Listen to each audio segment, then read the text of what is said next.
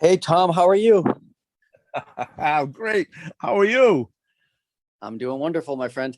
Good. Are you still in Cusco or have you returned home? I am still in Cusco at the moment. Okay, great.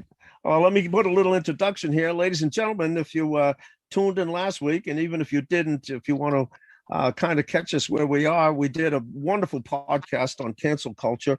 And my guest is Brian Francis Culkin, who is an author of numerous books about what are you up to now, Brian? About 15? I've written 16 books now. Yes. Okay, 16 books, everything from uh, books about Trump to philosophy to globalization, gentrification, the death of Boston, or at least Boston. There was no such thing as Boston.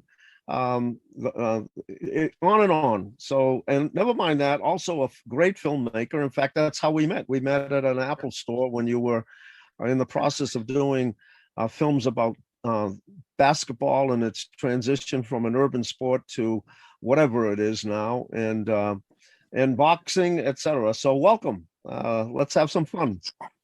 Okay, Tom. And sorry about that. Didn't know that we were going to have that problem. Okay. Last time we left it off, we were pretty energized, and sorry that we had to drop it after 45 minutes, but we certainly had the juices going on the epidemic of the pandemic of cancel culture that remains after the pandemic of COVID. So do you have some ideas on where you want to pick up? No, well, I mean, I think that's a good way to talk about it because cancel culture it does have a viral dimension. It does have a dimension that's related to a plague. You know, the book that I just finished was on the French anthropologist René Girard. The name of the book is called René Girard and COVID-19. I just finished writing it.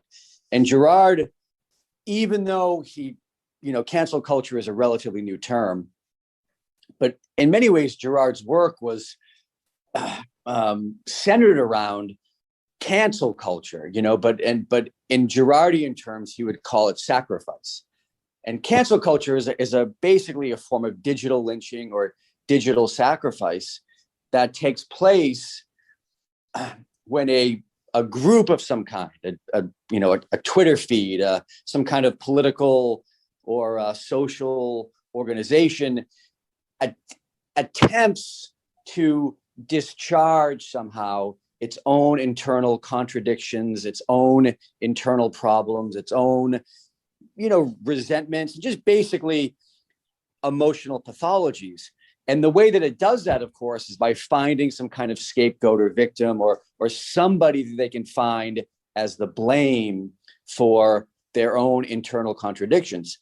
And this absolutely has a viral nature because it grows itself like a virus, it reproduces itself like a virus, and it really spreads like a virus. Because, what happens a lot is that, just take something like Twitter. When somebody is spontaneously singled out for quote unquote cancellation, maybe they did something stupid. For instance, the commentator from CNN who was caught masturbating on Zoom about 6 or 7 months ago. He just came back to CNN yesterday, and I happened to watch his kind of interview come back where he publicly apologized. But when that happened in September or October, whenever it was, he was subject to, and of course, what he did was totally ridiculous and completely disgusting and completely wrong. I'm not in any way, shape, or form defending that. But what I'm saying is that the spontaneous nature of cancel culture. Here we have this guy who does something completely inappropriate, completely, wrong, I would say. And then all of a sudden, he is spontaneously elected. And 2 days, the entire Twitter community does a kind of pile on this person. And what's really interesting is that what's viral about it is that it brings people in the sense that there were people who were, torturing this guy, digitally torturing this guy that had no idea who he was, had absolutely no idea about his political affiliation, his history as a legal commentator, nothing at all.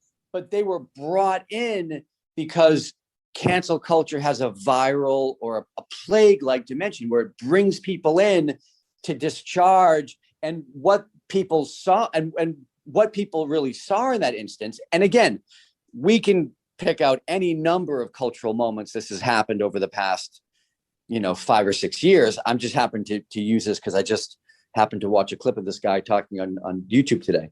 But basically, all these people who knew nothing about him, what it gave them the opportunity to like basically get on Twitter and just kind of unload on this person.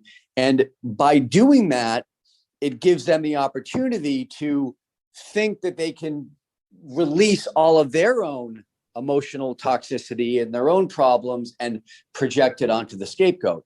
So that's what is really, when we're talking about cancel culture and how it has a viral dimension, what we're talking about is how it infects people with the false idea, because of course it doesn't work, but it's this idea that they can somehow cleanse themselves through this ritual act of cancellation or scapegoating, which is the biblical term of the same phenomenon.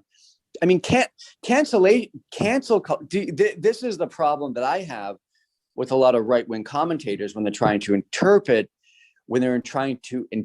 cancel culture in terms of 2021 or just the past 4 or 5 years since it's become a thing, you could say, when it's been given a name, that it's a new thing, that cancel culture is somehow this unique thing that emerged from the intersection of identity politics, the liberal media ecology, and social media. I mean, this is ridiculous. Cancel culture is biblical. It's scapegoating. It's literally Old Testament stuff. And the function of scapegoating is to cleanse the community. That's what scapegoating is. It's like the community is allowed to put all of their own quote unquote sins, all of their own troubles onto the scapegoat, and then either kill or expel the scapegoat from the community. Thus, the scapegoat purges the internal dysfunction of the community. So, I mean, cancel culture is not new. It's old. It's very old. It's biblical. So but still, though, it does have a viral element that is very, very related, you could say, to the viral nature of technology, and certainly to the viral nature of COVID, which is a pure virus, which is a biological virus. But when I think it is, I guess the point that I'm making is that it is helpful to think of cancel culture in a viral metaphor, in this kind of plague terminology, because it certainly has that dimension of contagion where it can infect people that don't know they're being infected with it. That's what I would say. Well, and again, it's funny because as you were describing, I had images of those biblical movies, the Roman movies, I'm seeing the Colosseum, I'm seeing people taking pleasure in, animals eating people, and, the emperor giving his thumbs up or thumbs down to whether somebody should live, and everybody jumping in on this, having no empathy for the victim.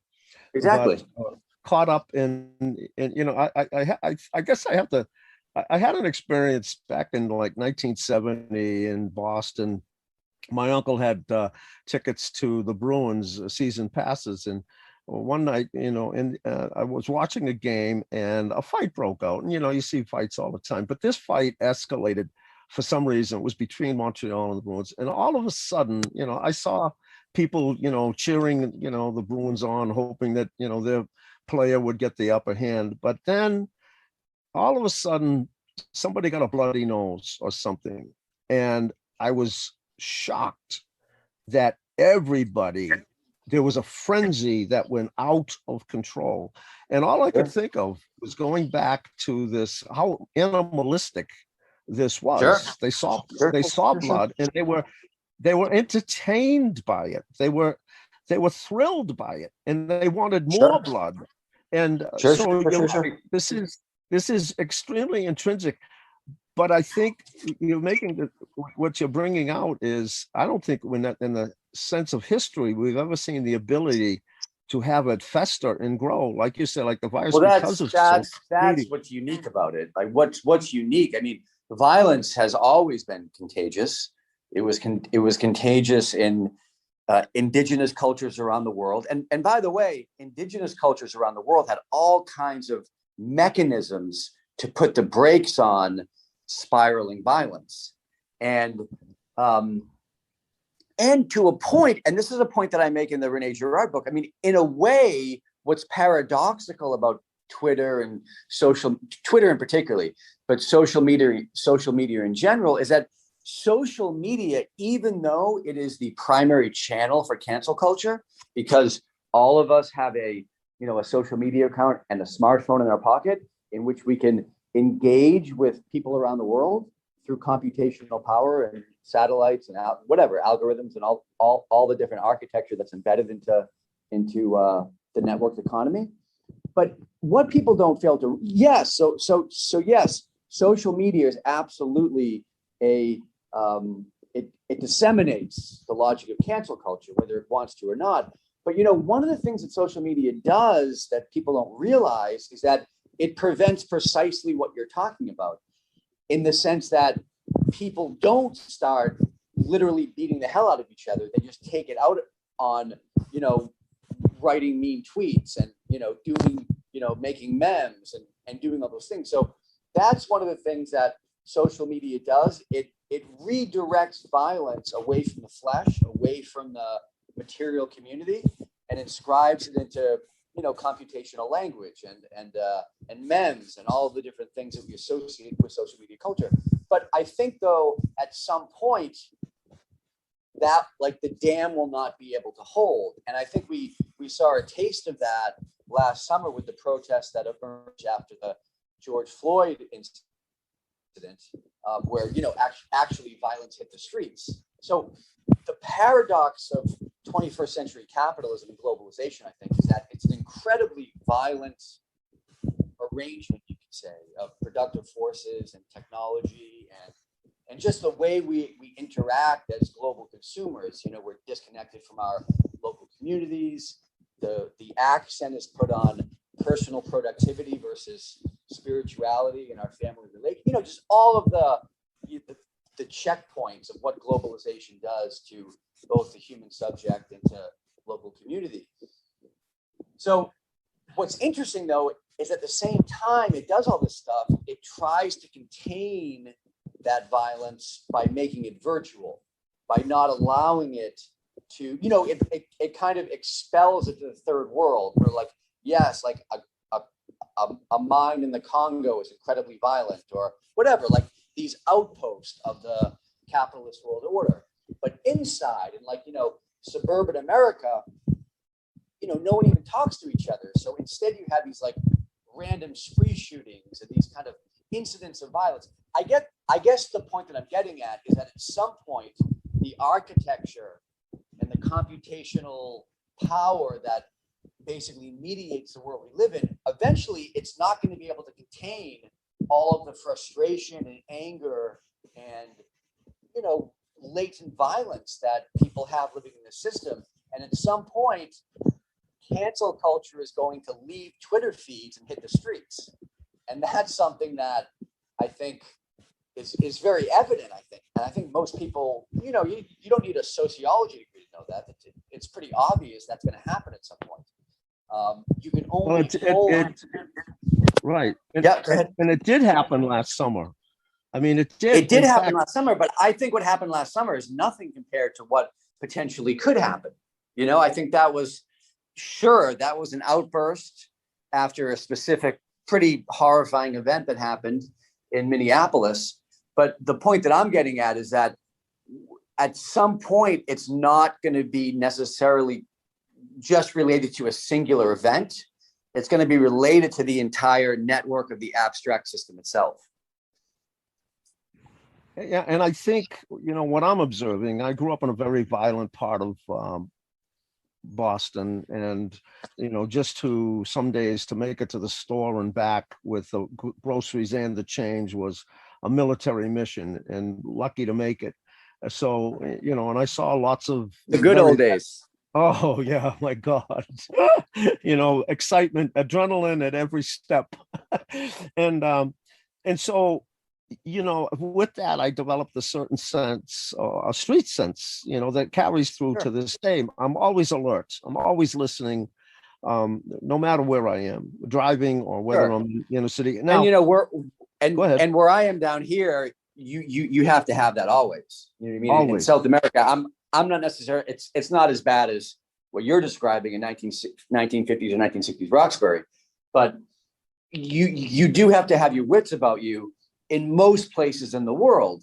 In gentrified urban America and suburban America, that for lack of a better term, that those street smarts have been basically stripped from the community because everything's online. And what did we right?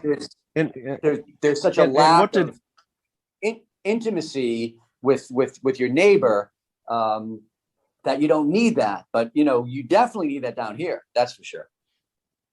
Well, and what did we see in South Boston? We both witnessed this, is that sense of bringing that sense of comfort and safety that the transient workers, the intellectual workers, when they came to Boston, were very relaxed about putting buds in their ears and heading out onto the street to run or whatever, and even ignoring the crosswalks. I mean, they just didn't grow up with and run right into the middle of the crosswalk, not looking to see if a vehicle was coming or anything.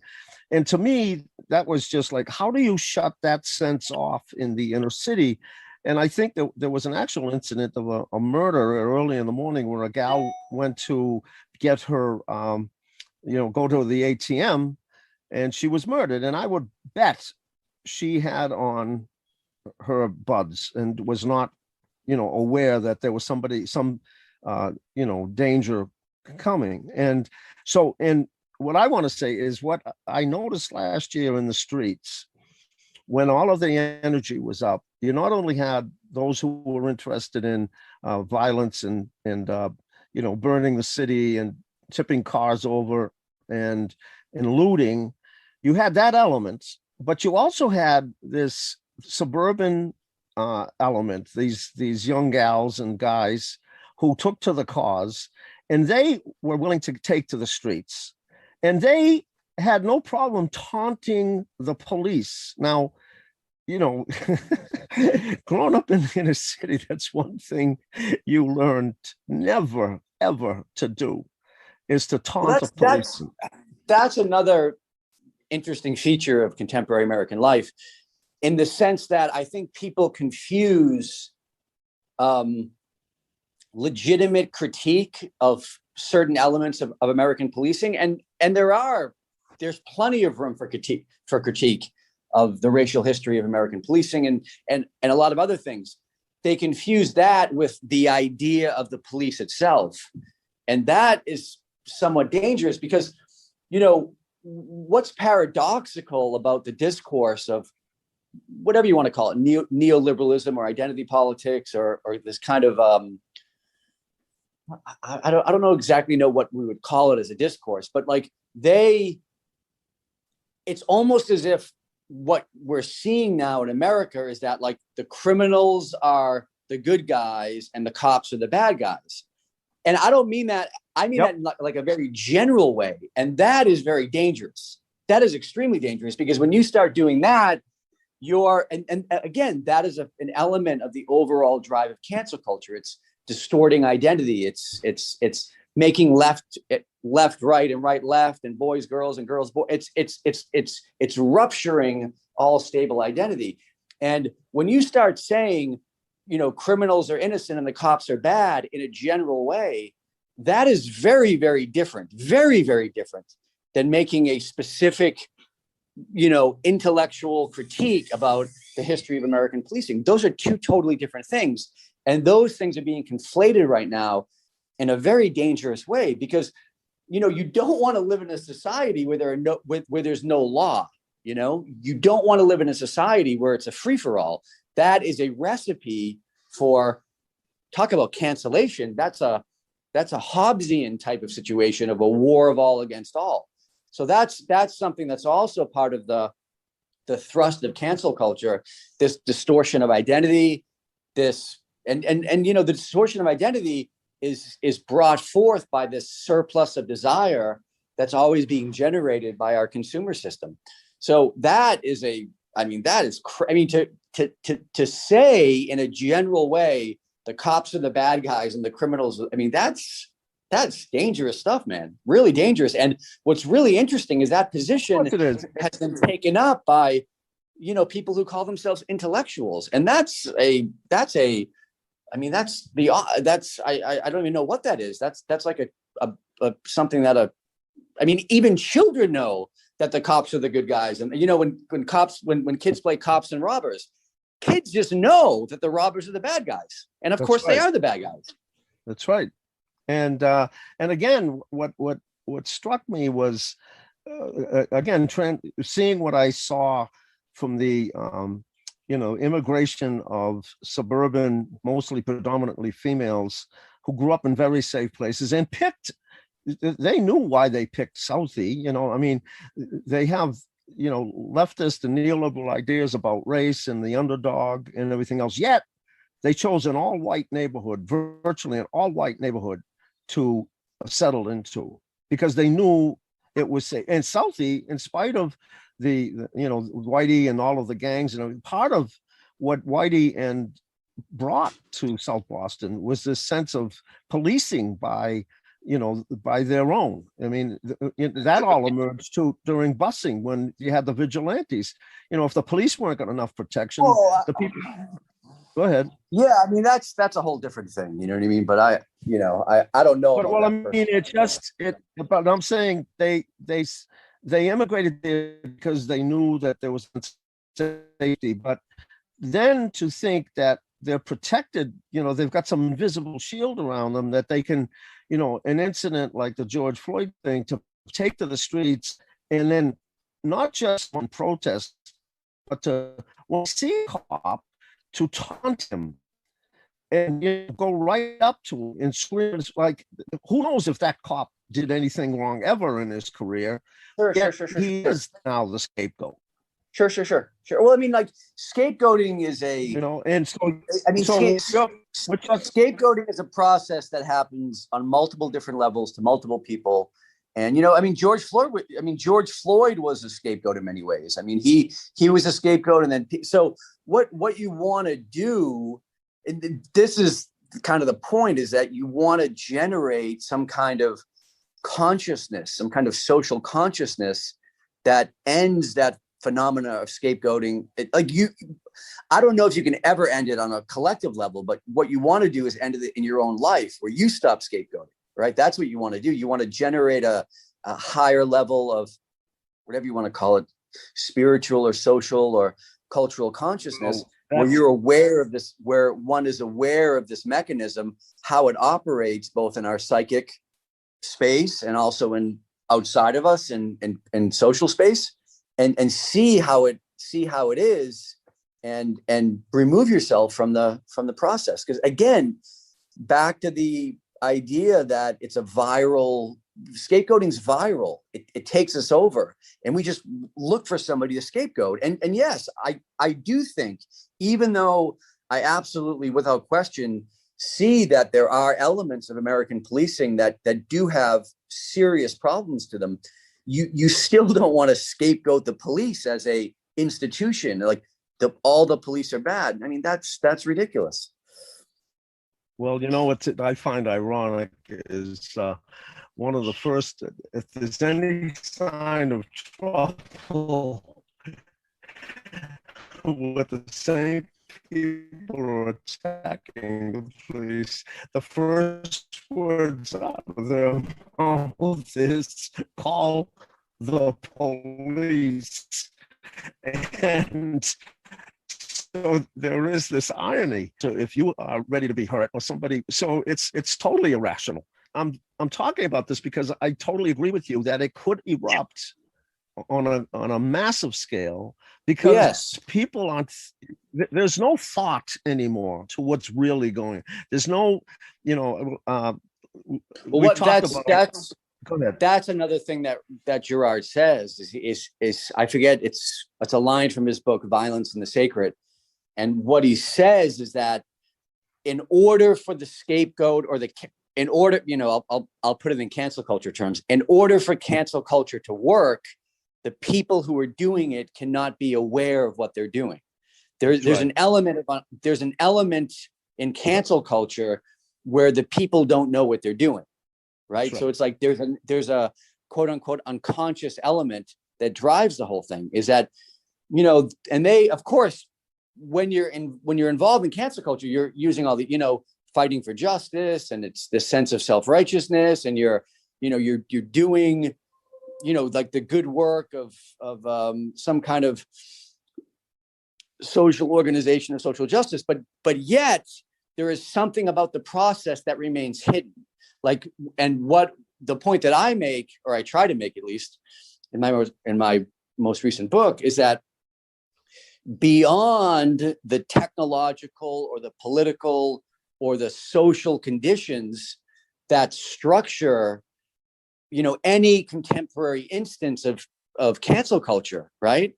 There's a deeper anthropological level that is basically biblical, that goes back to this kind of primal feature of what it means to be a human being, what it means to be part of a human community. Well, and exactly. And there's something about cancel culture. And, I think we talked about this last time, so many of the world's great religions, and I think this is especially addressed in the Judeo-Christian tradition, is that cancel culture or scapegoating is not something that you want to do. Like, there's something about it that's, for lack of a better term, evil. So again, exactly, it is evil. Right. And the parable you quoted last time was the best one, is that they want to stone the adulteress. And Jesus says, okay, but he who was without sin, throw it first. Yes, that's in the Gospel of John. That's one of the best critiques of cancel culture. Really, it's probably the best one, because it's not like that story from the Gospel of John is not specifically about, it's not only about the moral question of adultery, whether it's right or wrong. It's about a social process that culminates in a victim. And in the case of that story, it's an adulterer who happens to be caught up in a moment where the mob, or the Twitter feed in her community has elected her as the problem. And by stoning, the people believe that they can somehow cleanse the community. They can somehow cleanse themselves. But of course they can't, right? That's the whole lie. The whole lie of cancel culture is that if you find a really racist person, or a really misogynist person, or somebody that does something, someone like Jeffrey Toobin who does something stupid, and if you really get them, you can, like, somehow everything will be okay after that. Like, somehow, that's right, the birds will be singing and everything will be, exactly. like that. Like, that's the big lie of cancel culture, is that if only we could cancel this institution or this policy or this person, then everything will be well. And of course, when you're engaging in that kind of thought, you have to lie to yourself in 75 different ways about why it's right, why it'll work, why there will be justice after the cancellation is done. But the point is, it's never going to work. It's never ever going to work. And again, this is not to say, I am by no means saying that people can't make legitimate critiques or question authority or question certain no, that's not what I'm saying. But cancel culture, like to scapegoat somebody as the cause of our own psychic disequilibrium, is never ever going to work, ever. Well, what's interesting is, as I'm analyzing the virtual worlds, what is unlike any other time previous in history. Okay, let's go back to biblical times when those people were ready to stone the woman. They still had to deal with a real woman. They still had to see her looks, and they still had to deal with Jesus. And so to do it, even though the first couple of rocks might have been pretty, difficult to throw and then get them, they saw the effects of it. They saw, the blood, or they saw her Well, of die, course. I mean, whatever they did.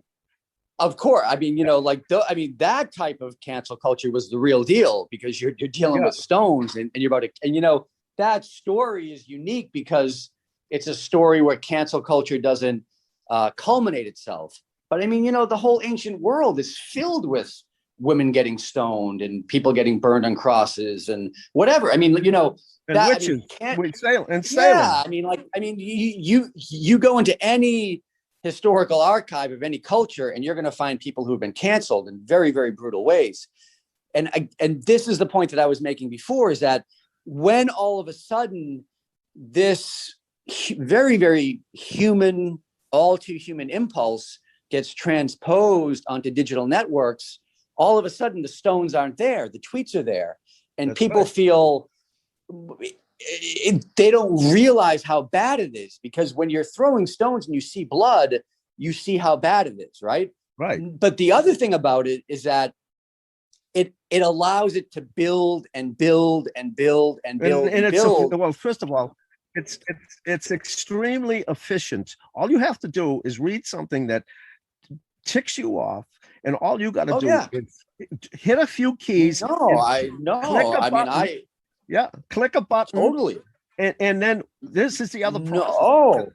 Yeah, this is the other process, and we saw this in the last election. All right, which just horrified me to see America in in the new millennial, and then here are people, here are presidential candidates on public debates over who's going to be the next leader of of America, and they're talking about the size of their members, their sexual, and they're talking about whose husband slept with whom, and it had nothing to do with a platform or a program or a vision. And I'm saying to myself, where are we in history that this is what people are tuning into? Well, I mean, like, to your point, the entire digital apparatus, the entire system of network technology, at least from a social perspective, how it links into our phones and links into the various social media platforms. I mean, it's an invitation of cancel culture, because you can do it so freely. The effects are not embodied materially, right? Because when you cancel somebody online, you're not throwing stones at them or hanging them on a cross. But again, the emotions are there, and the psychic dysfunction is there. And what seems to be happening, I could be wrong, but it does seem as if this technological, panopticon, you could say, this kind of form that we've all been thrown into, is generating, unprecedented levels of misery and depression and anxiety. And I was just reading about this new psychopathology called imposter syndrome, which is this relatively new term that's given to people who feel, it basically means like they feel as if they're a phony. And that, of course, is directly related to the reflexivity of our technology, is that we are losing any type of, because our relationship with other people is it's essentially being transposed into this kind of hall of digital mirrors. We're losing our own sense of our own self, because we discover who we are through our relationships. That's how we find out who we are. And when all of our relationships are being mediated by algorithms and screen technology that is highly reflexive, we lose who we are. And you get this epidemic, plague, this viral narcissism that's infecting the capitalist world. And then you get something like imposter syndrome. And of course, if somebody is suffering from something like imposter syndrome, where they don't think they really are who they are, and they don't feel as if they can live up to other people's expectations, then of course, something like cancel culture will immediately appeal to them, because they'll be able to discharge their own sense of insecurity onto the scapegoat, onto the person who's being canceled. Right. They can displace whatever somebody throws at them and throw it somewhere else. But you know, here's the other thing that I noticed with it. Not only is it quick to react, and in a few times, and I love what we're saying, because 2 or 3 months ago, we talked about this last week. I decided I'm getting out of this. I'm not. I fell into it a few times, and I started to see what might happen to myself. I would wake up the next day, going in hunting to pick up where I left off with that, looking for the individuals I was dueling with. And I said, this is insane. I don't even know these people. And the other thing that's is really toxic is the fact that it escalates. If you watch as the posts continue and people are going back and forth, it not only gets away from the issues, it gets personal. And then it's you're a bitch, you're this, you're that, and the issue isn't even discussed anymore. It's a total degradation of the opponent. Yeah, no, it definitely, yeah, that's why I don't ever get involved with it. But it does bring up all kinds from what I see, because I see it sometimes, of course, because I'm on social media, so I see it. But it brings up, it descends into very base personal attacks very quickly. But of course, because if you're in a bar fighting with somebody, it descends into it descends into left hooks quickly. So it's that kind of emotional intensity doesn't generate rational political discourse. It doesn't generate neighborly talk. It doesn't generate rational talk. It generates emotional anger that culminates in looking for some kind of scapegoat. But right. But again, I don't think we can blame people for doing that, because that's the system that they're effectively forced to participate in. So I think it's a very natural reaction. I don't necessarily think people are bad people for doing it. I think it's forced upon them, and I said this the last time, and it's fun to observe your posts on Facebook, though I don't go in there that often. It seems it's ironic to me, and it's hysterical that every time I do go in, I see one of your posts, and I saw what you were saying about the vaccinations, and even then, people went away from the issue. Vaccinated and not vaccinated, is it effective? Is it a choice? Is it a personal choice? They wanted to label you as either anti-vaccine. They wanted to go deeper and approach, attack you, and you handle it extremely well. But that stuff doesn't really bother me. People attack me all the time. No, I know, but that's the process. That's what, when they can't deal with you intellectually, they have to get personal. But I think the point we have to make, and you may want to wrap this up soon, because we chewed through some beautiful moments here, but again, we want to emphasize to the listener that the only way out, first of all, the immediate way out, is to stop. Take hold of yourself and stop. But the second way is to realize that we have to move, like you said. We brought it up the last time, the difference between what are you going to put your attention on? You're going to put your attention on code, or are you going to put your attention on the song of the shaman? Are you going to go, fall more and more into the technical and become less human? Or are you going to become more spiritual and evolve? And I think that's the gauntlet that's being thrown down right now. And how is an imposter going to connect to himself other than to take a good spiritual look at what he is or she is? Sure. These are important questions, no doubt about it. These are difficult questions. Well, these are difficult. Yeah. Well, it's a favorite observation of mine that we started this way back with gentrification, when we noticed that there's this almost zombie-like behavior and lack of self-consciousness, that goes along with shutting not only people out, but shutting sounds out, just filling your head with whatever your particular music is and not caring what goes on in the streets, etc. So people becoming numb, more and more numb. and more distant from each other. And of course, I talked about Scrooge, that after watching 4 or 5 versions of Christmas Carol, I recognized what I had seen in South Boston, this insulated, this separate, almost like Scrooge, and an intentional distancing from any other human being. He wasn't going to celebrate with them.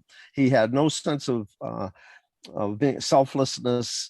Everything was selfish, and he lived by himself. And I saw the patterns that seemed very similar to what I noticed in South Boston, that a lot of those people were becoming more and more. Yeah, I mean, that's, I think that we do live in a you know, I don't know if I go as far as to say a Scrooge society, but I think that capitalism as a system does produce a kind of Scrooge-like archetype for many people, because your life becomes entirely focused on economic productivity and personal optimization, and you lose contact with the other, you lose contact with community. And when you look at Dickens' novella about Scrooge, I mean, it's a great moral, because what you know, not to get into the whole thing, but I mean, what you're dealing with basically is a person who is completely cut off from otherness. His entire life is entirely centered around money, basically, right? Which is around capitalist productivity. Right. And, you know, through his encounter with these 4 ghosts, Jacob, his former business partner, Jacob Marley, and the ghost of Christmas past, present, and future, he discovers otherness, right? He discovers that other people have pain and suffer, and they love, and, you know, and that's the miracle of the story, is that when he wakes up on Christmas morning, he discovers that other people are alive, and he wants to engage with them, and he wants to help them, and that's why he, you know, for his clerk, what was his clerk's name? Ratchet. And the clerk's son, Tiny Tim. He wants to help. So I mean, that's, again, Scrooge is certainly a person engaging in cancel culture. He's not paying his staff. He's hoarding money. He's not paying attention to other people. And then through his awakening, through his encounter with otherness, he discovers, for lack of a better word, love. He discovers a desire to help other people. And you know, when we talked about that's the real antidote to cancel culture, because cancel culture is again, you can cloak it in all these different terms you want, social justice. And again, I am all for social justice. I want to be clear about that. But you can cloak it in all these different terms, you know, justice and all these different, you know, catchphrases that are, you know, sociological lingo or you know, Twitter discourse, or the CNN, MSN, whatever you want to cloak it in. But ultimately, cancel culture is a process of hate, really. It's a process of expunging otherness. And the antidote to cancel culture is an encounter with otherness. It's an encounter with community. And it's an encounter, really, with the idea that our own subjective and psychic life is formed through some kind of exchange with the others, that we become ourselves only by recognizing and engaging with other people and realizing that other people form us. Like, we're, you know, I'm very, well, even though I'm sympathetic to some libertarian ideas, I'm very anti-libertarian in many ways, in the sense that I don't believe that a person exists only in, like, I don't believe that the human soul is like this encased thing. I believe that it's just like an individual and nothing else. I believe that our self, or our soul, is a result of our encounters with other people. It's a process. It's a dialectical process. And I think cancel culture doesn't quite realize that. It's a very selfish philosophy in many ways, because it tries to cure itself by scapegoating other people. But anyway, I think that's a good spot here. Yeah, it is. Actually, there's one other I want to point out. The last time we did talk about Scrooge, you made a brilliant distinction between happiness and being merry. And you talked about that, right? And you wanted to pick up on that, because I mean, I know what I want. Go ahead. Well, I mean, you know, there's a big difference between happiness and merriness, a huge difference.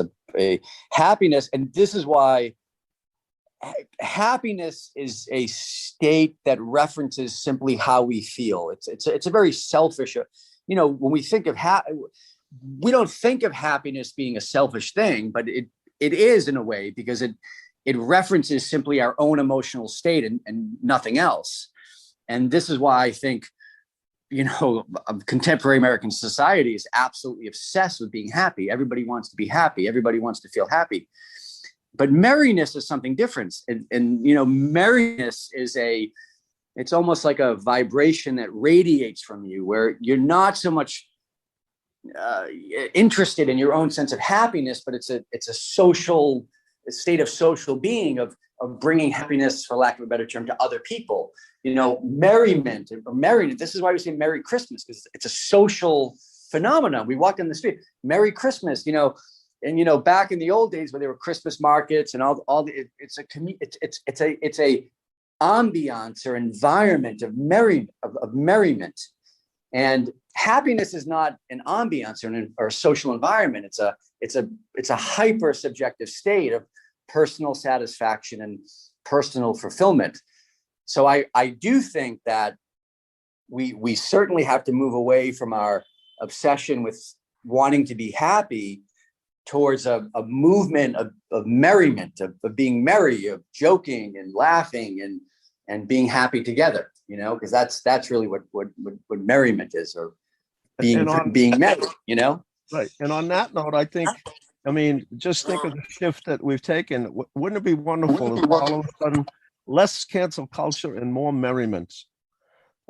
Indeed, because cancel culture is not merry at all. It's extraordinarily miserable and extraordinarily cynical, and I don't think anyone that does it is very happy. Right. So, you know, a merry culture would not cancel people; it would forgive people. Right? It would say, "Okay, you made a mistake. You know, just try not to do that again." You know, that's what a merry person would do. Exactly. Well, I hope that, you know, our listeners, you know, will see the shift, and it just it's so great to be able to close on that note, that instead, you know, I started to say to people, you know, what is on a person's mind that when they wake up in the morning, the best they can do with that day, and this happened last summer, was to dig up some dirt on Abraham Lincoln, enough to incite them enough to go down and take down his statue. I mean, is that the best you can put out into the world?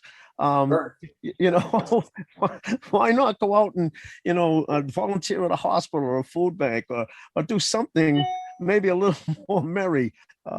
So anyway, on that point, again, brilliant, Brian. It's a joy to talk to you and to analyze. I think, you know, hopefully we make a dent and show people that there's another way. First of all, shut it down. Don't engage. You know, take a break. It's never going to get shut down. Cancel culture is a feature of society since Right. You know, we were. Well, what I mean shut down is on an individual level. You know, yes, do yourself a favor. Yes. Exactly. Absolutely. Well, let's pick this up again. And all right, thank you. I appreciate it. All right, Tom. Good talking to you, brother. All right, peace. Bye.